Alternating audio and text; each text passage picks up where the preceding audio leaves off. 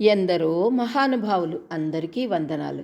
ప్రస్తుతం నేను పథేర్ పాంచాలి అన్న పుస్తకాన్ని చదివి వినిపిస్తున్నాను కదండి. ఈ పుస్తక రచయిత శ్రీ విభూతి భూషణ్ బెనర్జీ గారు. వీరు ఈ పుస్తకాన్ని బెంగాలీ భాషలో రాశారు. దీనిని తెలుగు భాషలోనికి శ్రీ మద్దిపట్ల సూరి గారు అనువాదం చేశారు. ఇంకా పఠనం కొనసాగిస్తానండి. అందరూ నిద్రపోయాక ఓ రాత్రివేళ వర్షం పెద్దదయింది. సర్వజయకి నిద్ర పట్టలేదు. పక్క మీద కూర్చుని ఉన్నది. బయట ఒకటే వాన నీళ్ల గలగల. క్షుద్ర రాక్షసుడి గర్జనలాగా వాయుగర్జనకి ఇల్లంతా దద్దరిల్లిపోతోంది. పాత కొంప ఒక్కొక్క గాలి విసురుకి ఊగిసలాడుతోంది. భయంతో ఆమె ప్రాణాలు ఎగిరిపోతున్నాయి. ఊరికి ఒక కొసను వెదురుతోపులో పసివాళ్లనిద్దరిని పెట్టుకొని నిస్సహాయ స్థితిలో ఉన్నది తాను. భగవాన్, నేను చచ్చిపోతే వచ్చే నష్టమేమీ లేదు. వీళ్లను ఏం చేసిపోను, ఈ రాత్రికి ఎక్కడికని వెళ్ళను అని మనస్సులో భగవంతునికి మొరపెట్టుకుంది. ఇల్లు కనుక పడిపోవటం అంటూ జరిగితే ముందు బయట వసారా గోడ పడిపోతుంది. ఆ చప్పుడు వినగానే పిల్లల్ని తీసుకుని వంట ఇంటి తలుపులు తెరుచుకుని ఇటు నుంచి బయటకు వెళ్ళిపోతాను అనుకుంది తనలో తాల్లో. ఆమె ఇంకా అలా కూర్చోలేకపోయింది. కొన్నాళ్ల నుంచి ఏదో గచ్చాకు పుచ్చాకు తింటూ కాలక్షేపం చేస్తోంది. తానిలా రోజురోజు ఉపవాసాలతో గడుపుతూ ఇంట్లో కాస్త ఏదైనా ఉంటే అది పిల్లలకి పెడుతోంది.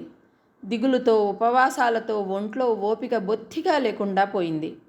అర్ధరాత్రి అయ్యేసరికి గాలి విసురు ఎక్కువైంది. ఎంత గాలివాన వచ్చి పడింది. ఏమిటి ఉపాయం? ఓ పెద్ద గాలి ఊపికి భయం వేసి గాలి జోరు తెలుసుకోవటానికై నెమ్మదిగా వసారా తలుపు తీసి బయటికి తొంగి చూసింది. వానజల్లుకి తల, కట్టుకున్న చీర తడిసిపోయాయి. గాలి హోరులో వాన కురుస్తున్న ధ్వని వినిపించకుండా పోయింది. బయట ఏమీ కనిపించడం లేదు. చీకట్లో చెట్లు, చేమలు, భూమి, ఆకాశం అన్నీ ఏకమైపోయాయి. ఈ క్రూరమైన చీకటి రాత్రి ప్రళయ దూతలాగా ప్రచండ వేగంతో ప్రపంచాన్నంతటినీ పొట్టను పెట్టుకోవాలని పరుగులెడుతూ వస్తున్నట్లుంది. ఆ దూత పెనుగాలి రేగచేసి తన రాక్షస బలంతో సర్వజయ వాళ్ల జీర్ణ కుటీరాన్ని వెనక నుంచి ఒక్క ఊపు ఊపాడు. కుటీరం ఊగిసలాడిపోతోంది. ఇంకా నిలబడేటట్లు లేదు. ఇందులో తొందరపాటు కానీ పొరపాటు కానీ అనాలోచితమైంది కానీ ఏమీ లేదు. అంతా ఓ నిర్ణీత కార్యక్రమం ప్రకారం జరుగుతున్నట్లే ఉంది. ప్రపంచాన్ని నిర్దిష్ట సమయంలో నిర్మూలం చేసే భావరం తనపైన వేసుకున్న మహాశక్తివంతుడైన ఆ దూత సృష్ట్యాది నుంచి కలకలలాడుతూ ఉండే సృష్టిని మధ్య మధ్య ధ్వంసం చేస్తూ ఆకాశంలోని నక్షత్రాల్లా చిందరవందరగా వెదజల్లి పారేస్తూనే ఉన్నాడు. ఇది అతడికి అలవాటైన పని. ఇందులో అలసత్వం ఉన్నా, అధైర్యం ఉన్నా శోభించవు అతడికి. సర్వజయ భయంతో తలుపు మూసింది. చుట్టూ వెదురుతోపు, అడవి, కాపురాలుంటున్న ఇళ్ళేవీ లేవు. అమ్మో, నీళ్ల మీద తేలిపోతున్నట్లుందే ఇల్లు. చెయ్యి వేసి చూస్తే అప్పు ఒళ్ళంతా తడిసి ముద్దయి ఉంది. ఏం చేస్తుంది తాను? ఇంకా ఎంత రాత్రి ఉందో ఏమో. ఆమె చేత్తో పక్క కింద తడిమి నిప్పు పెట్టె పైకి తీసి కిరసనాయలు బుడ్డి వెలిగించింది. అప్పు, లేవరా, లేచి కూర్చో అని లేపింది అప్పుని. కాస్త పక్కకు తిరిగి పడుకో అమ్మా. దుర్గా, పక్క కిందికి నీళ్ళు వచ్చేశాయి, కొంచెం అటు జరుగు అన్నది దుర్గతో. అప్పు లేచి కూర్చుని నిద్రకళ్ళతో ఒకసారి చుట్టూ చూసి మళ్ళీ పడుకున్నాడు. దభేల్మని ఏదో చప్పుడైంది. సర్వజయ చట్టుకున్న తలుపు తెరిచి బయటికి తొంగి చూసింది. వెదురుతోపు వైపు అంతా బావురుమంటున్నట్లుంది. వంట ఇంటి గోడ పడిపోయింది. ఆమెకు గుండె గుభేల్మంది. ఇహ ఈ పాత కొంప కూడా ఎవరినన్నా పిలుద్దామన్నా ఎవరున్నారు? ఈ రాత్రి ఎలాగైతే గడిచేటట్లు చెయ్యి పరమేశ్వరా, పిల్లల ముఖం చూసి అయినా అంటూ మనస్సులో భగవంతుణ్ణి వేడుకుంది. అప్పటికింకా బాగా తెల్లవారలేదు. గాలి తగ్గిపోయింది.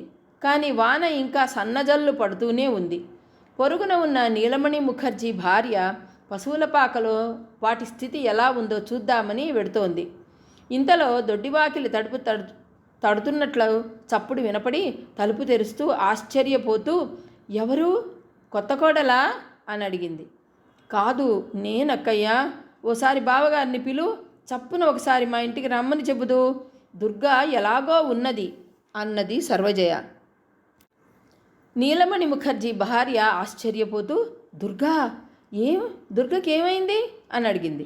కొన్నాళ్ల నుంచి జ్వరం వస్తోంది, దానంతట అదే తగ్గుతోంది, మళ్ళీ వస్తోంది. మలేరియా జ్వరం. నిన్న సాయంత్రం నుంచి మరీ ఎక్కువైంది జ్వరం. దానికి తోడు నిన్న రాత్రి ఎంత విడ్డూరం జరిగింది తెలుసుగా. చప్పున ఒకసారి ఆయన్ని అన్నది సర్వజయ. ముడి ఊడిపోయి రేగిపోయిన ఆమె జుట్టు, రాత్రంతా జాగరణ వల్ల ఎర్రబడ్డ కళ్ళు, దిక్కుతోచకుండా ఉన్నట్లున్న ఆ చూపు చూసి నీలమణి ముఖర్జీ భార్య, భయపడతావు దేనికి? ఉండు, ఇప్పుడే పిలుస్తాను, నేను కూడా వస్తాను పద. నిన్న రాత్రి మా పశువుల పాక కాస్త పడిపోయింది చూశావా? నిన్న రాత్రి జరిగిన విడ్డూరం లాంటిది నేనెన్నడూ చూసి ఎరగనమ్మా. తెల్లవారకట్ల గొడ్లనన్నిటినీ అక్కడి నుంచి తప్పించి అవతల కట్టేసి అప్పుడు పడుకున్నాం ఇహ. ఉండు, పిలుస్తాను అన్నది. కాసేపటికల్లా నీలమణి ముఖర్జీ, అతడి పెద్ద కొడుకు ఫణి, అతడి భార్య, ఆడపిల్లలిద్దరూ అందరూ అప్పు వాళ్ళ ఇంటికి వచ్చారు. రాత్రి గాఢాంధకారంలో ఆ దైత్యుడు గ్రామాన్నంతటినీ మట్టుపెట్టి ఆకాశంలో ఎక్కడో మాయమైపోయాడు. విరిగిన చెట్ల కొమ్మలు, ఆకులు, పూరిళ్ల వాసాలు, వెదురు చువ్వలు మొదలైన వాటితో కాలు పెట్టడానికి సందు లేకుండా ఉంది దారి.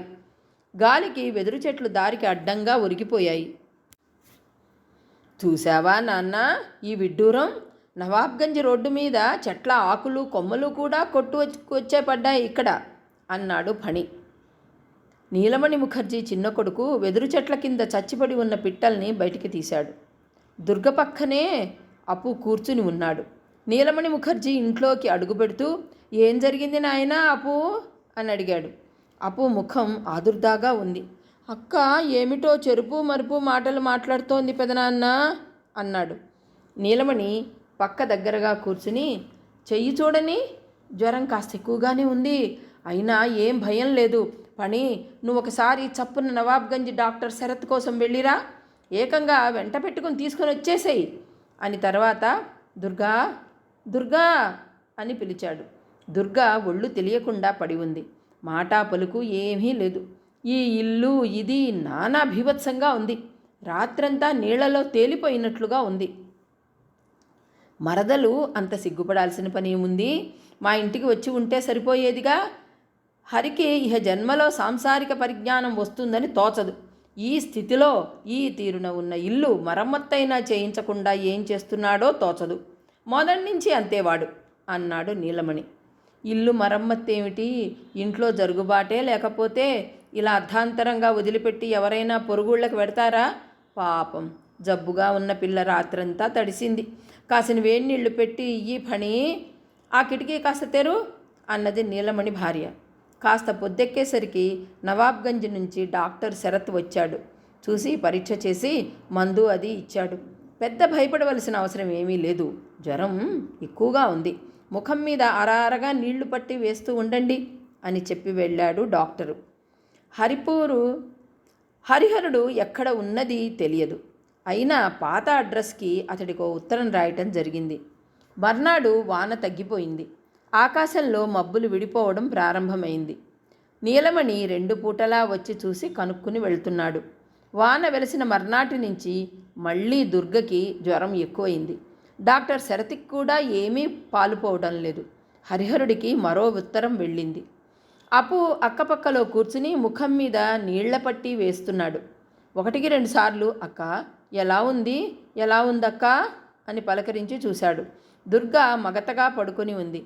పెదిమలు కదిలాయి. ఏమిటో తెలియకుండా తనలో తాను గొణుక్కుంటూ ఉంది. అప్పు 1-2 సార్లు చెవి దగ్గరగా పెట్టి ప్రయత్నించి విన్నా ఏమీ తెలియలేదు. ఏమీ అర్థం కాలేదు. సాయంత్రానికి కాస్త జ్వరం తగ్గింది. ఇంతసేపటికి దుర్గ మళ్ళీ కళ్ళు తెరిచి చుట్టూ చూసింది. చాలా నీరసంగా ఉంది. ఊపిరే లేనట్లుగా ఏదో మాట్లాడుతోంది. శ్రద్ధగా వినకపోతే ఏం మాట్లాడుతున్నది తెలియడం లేదు. తల్లి ఇంట్లో పనులు చూసుకోవడానికి వెళ్ళింది. అప్పు కూర్చున్నాడు అక్క దగ్గర. దుర్గ కళ్ళు తెరిచి తమ్ముడికేసి చూస్తూ, ఇంకా ఎంత పొద్దుందిరా అని అడిగింది. ఇంకా చాలా పొద్దుంది. ఇవాళ ఎండొచ్చింది చూసావుగా అక్క, మన కొబ్బరి చెట్టు మీద ఇప్పటికీ ఇంకా ఎండ ఉంది అన్నాడు అప్పు. కాసేపు ఇద్దరూ ఏం మాట్లాడలేదు. చాలా రోజులకి ఎండ రావడంతో అప్పు సంబరపడుతున్నాడు. వాడు కిటికీలోంచి బయట ఎండలో ఉన్న చెట్టుకేసి చూస్తూ కూర్చున్నాడు. కాసేపు అయ్యాక, అపూ, మాటరా, ఒక మాట అన్నది దుర్గ. ఏమిటక్క అంటూ అప్పు అక్క ముఖానికి దగ్గరగా పెట్టాడు ముఖం. నాకొక రోజున ఎప్పుడైనా రైలు చూపిస్తావా నువ్వు అంది. ఓ, చూపిస్తాను. నీకు నయమయ్యాక నాన్నని అడిగి మనమంతా రైలెక్కి గంగా స్నానానికి వెళ్ళొద్దాం ఏ అన్నాడు అప్పు. ఆ పగలు రాత్రి గడిచిపోయాయి. గాలివాన వచ్చినట్లే లేదసలు. చుట్టూ శరత్కాలపు ఎండ చుర్రుమంటోంది. పొద్దున 10 గంటలప్పుడు నీలమణి ముఖర్జీ ఏటికి స్నానానికి పెడదామని ఒంటికి నూనె రాసుకుంటూ ఉండగా భార్య కంగారుగా పిలవటం చెవిని పడింది. ఇదిగో, చప్పున ఓసారి ఇలా రండి. అప్పు వాళ్ళ ఇంటి వైపు నుంచి ఏమిటో ఏడుపు వినిపిస్తున్నట్లుగా ఉంది అన్నదామె. ఏమిటో చూసొద్దామని అందరూ పరిగెత్తారు. సర్వజయ కూతుర్ని ముఖం మీద ముఖం పెట్టి, దుర్గా, ఒకసారి కన్నెత్తి చూడవే తల్లి, నా తల్లి అంటోంది ఏడుపు గొంతుతో. నీలమణి ముఖర్జీ ఇంట్లోకి వచ్చి, ఏమిటి, ఎలా ఉంది, తప్పుకోండి ఓ పక్కకి, అబ్బా, గాలి ఆడకుండా దడికట్టినట్లు నుంచున్నారు అందరూ అన్నాడు. సర్వజయ బావగార్ల లాంటి పెద్దలంతా ఇంట్లో ఉన్నారన్న సంగతి మర్చిపోయి, అయ్యో భగవంతుడా, పిల్ల అలా అయిపోయిందేమిటో అంటూ రాగాలు మొదలుపెట్టింది. దుర్గా ఇంక కన్నెత్తి చూడలేదు. ఆకాశంలోని నీలిమాస్తరణను భేదించుకుని అప్పుడప్పుడు అనంతునిచే సైగలు వస్తూ ఉంటాయి. పృథివీ ఒడిలోని బిడ్డలు తొట్టుపడి పరుగులిడిపోయి అనంత నీలిమలో మునిగి పరిచితము గతానుగతికము అయిన మార్గానికి చాలా దూరం అవతల అగమ్య పథంలో ఎక్కడో విలీనమైపోతారు. దుర్గా అశాంత ప్రాణాలకు జీవితంలో అన్నిటికంటే మరీ అజ్ఞాతమైన ఆ ఆహ్వానం వచ్చింది. ఇప్పుడు మళ్ళీ డాక్టర్కు పిలుపు వెళ్ళింది. అతడు వచ్చి, మలేరియా లాస్ట్ స్టేజీ, ఏముంది, జ్వరం తీసినట్లే తీసి చటుక్కున హార్ట్ ఫెయిల్ అయింది, సరిగ్గా మొన్న ఇలాంటి కేసే ఒకటి అన్నాడు. అరగంట అయ్యేసరికల్లా వీధి వద్ద అంతా వీళ్ల మెల్లాలోనే గుమికూడారు. వీధి మొత్తం అక్కడే ఉన్నారు. హరిహరునికి ఇంటి దగ్గర నుండి వెళ్ళిన ఉత్తరం అందలేదు. హరిహరుడు ఈసారి ఇల్లు బయలుదేరి వెళ్ళటం సరాసరి కృష్ణనగర్ వెళ్ళాడు. అక్కడతడికి ఎరిగిన వాళ్ళెవ్వరూ లేరు. బస్తీ కదా, ఏదో ఉపాధి దొరకకపోతుందా అన్న భ్రాంతితో అక్కడికి వెళ్ళాడు. అక్కడ కొన్నాళ్ళు ఉన్నాక స్థానికంగా ఉండే జమీందారులు, ప్లీడర్లు కొందరు రోజుకింత అనో నెలకింత అనో వేతనం ఏర్పాటు చేసి తరచూ పురాణాలు చెప్పించుకోవడం కద్దు అని తెలిసింది. ఆ ఆశతో 15 రోజులు అక్కడ గడిపాడు. ఇంటి దగ్గర నుంచి తెచ్చుకున్న డబ్బు కాస్త అయిపోయింది, కానీ ఎక్కడా ఏమీ ఏర్పాటు కాలేదు. అతడు చాలా కష్టాల్లో పడ్డాడు. ఒక్క కాని అయినా సహాయం చేసేవాళ్ళెవరూ లేరు. చేతిలో డబ్బు కాస్త అయిపోవడంతో అది వరకు దాకా ఉన్న పూటకూళ్ళ ఇల్లు వదిలి బయటకు రావాల్సి వచ్చింది. ఆ ఊళ్ళో సత్రంలో పరాయి వాళ్ళ నుంచి వచ్చే బీద బ్రాహ్మణులకు ఉచిత భోజన వసతులు ఇస్తారని ఒకరి వల్ల విన్నాడు. తాను బీదవాణ్ణని చెప్పుకుని సత్రంలో ఆశ్రయం సంపాదించాడు. కానీ అక్కడ అనేక విధాలైన ఇబ్బందుల్ని ఎదుర్కోవలసి వచ్చింది. పనిపాటు లేని గంజాయి దమ్ముగాళ్లంతా అక్కడ చేరి రాత్రి తెల్లవార్లు గొడవ చేస్తూ ఉంటారు. అంతేకాదు, ఒక్కొక్కప్పుడు అర్ధరాత్రిళ్ళు ఆడవాళ్లు కూడా వచ్చిపోతూ ఉంటారు. వాళ్ళని చూస్తే అక్కడ ఉన్న హరిమందిరంలోని స్వామి దర్శనానికై వచ్చిపోతున్న గౌరవ కుటుంబాల్లోని స్త్రీలు అని నమ్మటం మాత్రం చాలా కష్టం. అతి కష్టం మీద రోజులు వెళ్ళదీస్తూ అక్కడ ఉన్న పెద్ద పెద్ద ధనికులైన ప్లీడర్ల ఇళ్ల చుట్టూ తిరగడం మొదలుపెట్టాడు. పగలల్లా తిరిగి తిరిగి రాత్రి బసకు చేరుకుంటే ఒక్కొక్క రోజున ఎవరో కులగోత్రాలు తెలియని వ్యక్తి తన చోటులో తన పక్కే పరుచుకుని గుర్రు కొట్టి నిద్రపోతూ ఉండేవాడు. హరిహరుడు కొన్నాళ్ళు బయట వరండాలోనే పడుకుంటూ కాలం గడిపాడు. తరచూ ఇలా జరుగుతూ ఉండడంతో ఆ గంజాయి దమ్ముగాళ్లతో ఒకరోజు అతడు వివాదపడ్డాడు. మర్నాడు ఉదయం వాళ్ళంతా పోయి ఆ సత్రం సెక్రటరీతో ఏం చెప్పారో భగవంతుడికే తెలియాలి. సెక్రటరీ గారు హరిహరుణ్ణి తన ఇంటికి పిలిపించి తమ సత్రంలో 3 రోజులకు మించి ఉండటానికి వీల్లేదని, వేరే ఎక్కడైనా బస చూసుకోవలసిందని చెప్పాడు. సాయంత్రానికల్లా హరిహరుడు తన బిచాణాతో సహా సత్రం వదిలి పోవలసి వచ్చింది. ఇక్కడితో ఈ పఠనం ఆపేస్తానండి. తిరిగి తరువాయి భాగంలో కలుసుకుందాం. అంతవరకు సెలవు. మీకు కనుక ఈ పథేర్ పాంచాలి నచ్చితే లైక్ చేయండి, షేర్ చేయండి, సబ్స్క్రైబ్ చేసుకుని నన్ను మరింతగా ప్రోత్సహించండి. ఉంటానండి. నమస్కారం.